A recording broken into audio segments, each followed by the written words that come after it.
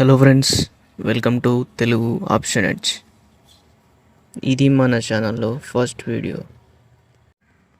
So ఈరోజు నుంచి daily analysis, technical setups, market తర్వాత మనం చెప్పుకుందాం. ఇక్కడ నుంచి జస్ట్ ఫాలో అవ్వండి నా అనాలిసిస్, డైలీ సెటప్స్.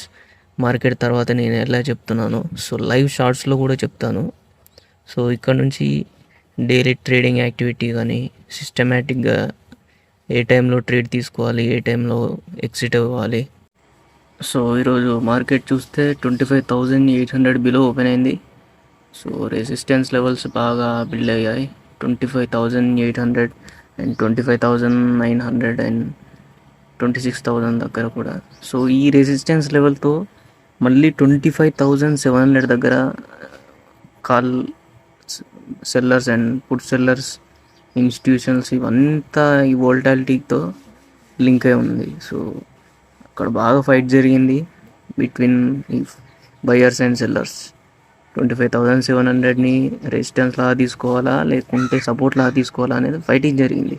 సో ఈ ఫైట్లో ఏమైందంటే త్రీ టైమ్స్ రిజెక్షన్ జరిగింది 25,720 దగ్గర. సో ఈ రిజెక్షన్స్లో మన సెటప్ కొంచెం వీక్ అయిపోయింది. కానీ మళ్ళీ నేనేం చెప్పానంటే 25,700 బిలోనే మళ్ళీ new candle break down formation అవుతే సో బియరీస్ సెటప్లో మళ్ళీ ఎంటర్ కావచ్చు. సో అలా ఎంటర్ అయితే ఏం ప్రాబ్లం ఉండదు. సో 25,700 నుంచి 25,600 వరకు పడిపోయే ఛాన్స్ ఉంది అని షార్ట్స్లో మెన్షన్ చేశాను. సో చూడండి, ప్రీవియస్ షార్ట్స్ ఉంటాయి. సో 25,700 బిలోనే బ్రేక్ అయింది, కానీ కొంచెం వోల్టాలిటీతో బ్రేక్ అయింది. ఆఫ్టర్ బ్రేకింగ్ కూడా మళ్ళీ అది 25,700 బిలో దగ్గరనే తిరిగింది కొంచెం. So 25,650 above. సో ఇలా మళ్ళీ వోల్టాల్ అయింది. మళ్ళీ లాస్ట్ 11 AM తర్వాత బ్రేక్ అయింది. మళ్ళీ 2 PM దగ్గర మళ్ళీ అక్కడ నుంచి మళ్ళీ రెసిస్టెన్స్ లెవెల్ నుంచి రిజెక్ట్ అయ్యి మళ్ళీ బ్రేక్ అయిపోయింది. సో ఈ ట్రెండ్ లైన్ ఎలా ఉంది అంటే 25,700 నుంచి ట్రెండ్ మళ్ళీ కంటిన్యూ అయింది బియరిష్ ప్యాటర్న్లో. సో లాస్ట్కి మార్కెట్ మళ్ళీ 25,600 వరకు వచ్చింది. అండ్ ఈరోజు ఎక్స్పైరీ నిఫ్టీలో కూడా ఉంది కాబట్టి సో ప్రీమియర్స్ బాగా వోల్టాల్ అయ్యాయి. లాస్ట్ మూమెంట్లో పుట్ బయర్స్కి బాగా అడ్వాంటేజ్ వచ్చింది. సో ఇందులో మనం ఎలా అనాలిసిస్ చేయాలంటే, సో ఎగ్జాక్ట్లీ 25,800 బిలోనే మార్కెట్ ఓపెన్ అయింది. సో నిన్న కూడా మళ్ళీ రేంజ్ బౌండ్ మార్కెట్లోనే ఉంది 25,700 టు 25,800లోనే. సో ఈ 25,700, 800 రేంజ్ బౌండ్లోనే మార్కెట్ ఫైట్ చేసి మళ్ళీ ఇక్కడ 25,700 బ్రేక్ అవ్వడానికి కొంచెం హార్డ్గా బిల్డ్ అయ్యాయి రెసిస్టెన్స్ పొజిషన్స్. సో ఆ ఒక్క సపోర్ట్ జోన్ బ్రేక్ అయింది కాబట్టి అది మళ్ళీ పోయి రెసిస్టెన్స్ లాగా యాక్ట్ చేసింది. So 25,700 below. సో మార్కెట్ చూస్తే కొంచెం బియర్ ప్యాటర్న్ తీసుకొని మళ్ళీ సెల్లర్స్కైనా కొంచెం అడ్వాంటేజ్ వచ్చింది ఈరోజు. సో పుట్ బయర్స్ కూడా అడ్వాంటేజ్ ఉంది. సో 165 పాయింట్స్ నెగిటివ్ ఈరోజు మొత్తం. ఇంకోటి మళ్ళీ నేను ఎందుకు 25,700, 800 ఈ రౌండ్ ఫిగర్స్ ఎందుకు తీసుకుంటున్నా అంటే అది ఒక సైకలాజికల్ లెవెల్.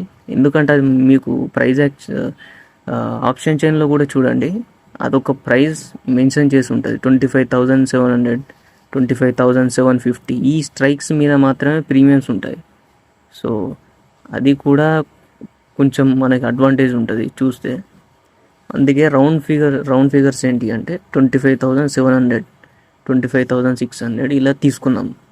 సో అదే రీజన్ వల్ల మనం ఈజీగా మార్కెట్ని కూడా అనాలిసిస్ చేసుకోవచ్చు.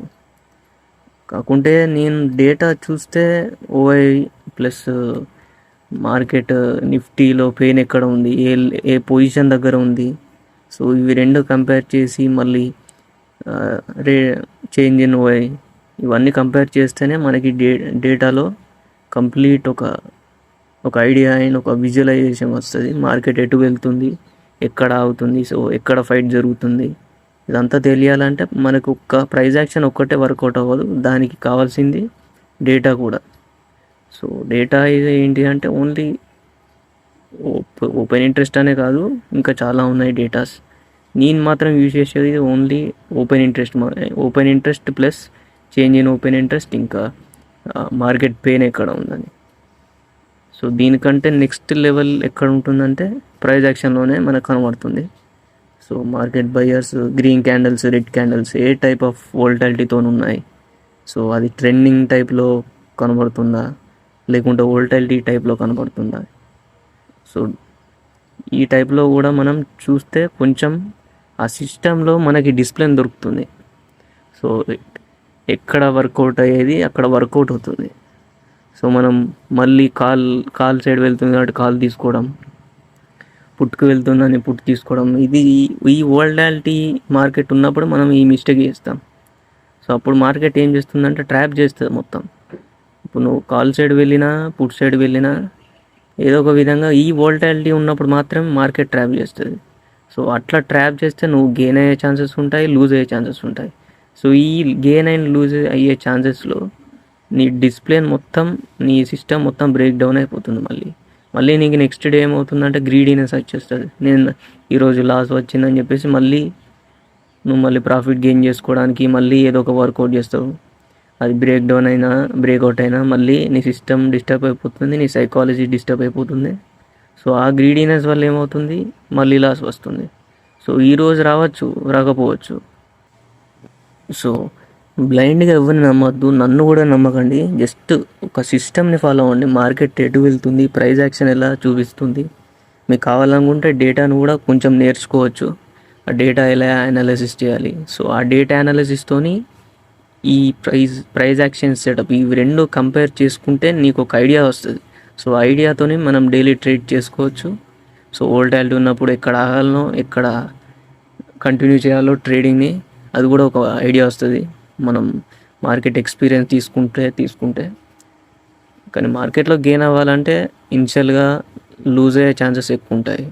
ఎందుకంటే లూజ్ అయినప్పుడే మనం మిగతా అన్నీ స్టడీ చేస్తాం, కొంచెం రీసెర్చ్ చేసి అది అసలు ఎందుకు లాస్ అవుతున్నాం, మన ఎమోషనల్ కంట్రోల్ ఎలా ఉంది. ఈ యొక్క ఎమోషనల్ కంట్రోల్ వల్లే మళ్ళీ మనం కాల్ పుట్ ఇవి రెండిట్లలో మనం ఒక ప్రాబ్లం తెచ్చుకొని అందులోనే ట్రాప్ అయిపోయి లాస్ వచ్చినప్పుడు లిమిటెడ్ కాకుండా అన్లిమిటెడ్ లాస్ తీసుకోవడం కానీ, ప్రాఫిట్ వచ్చినప్పుడు లిమిటెడ్గా ప్రాఫిట్ లాక్ చేసుకోవడం కానీ, ఇవే డేంజరస్ మిస్టేక్స్ ఉన్నాయి ఇందులో మార్కెట్లో.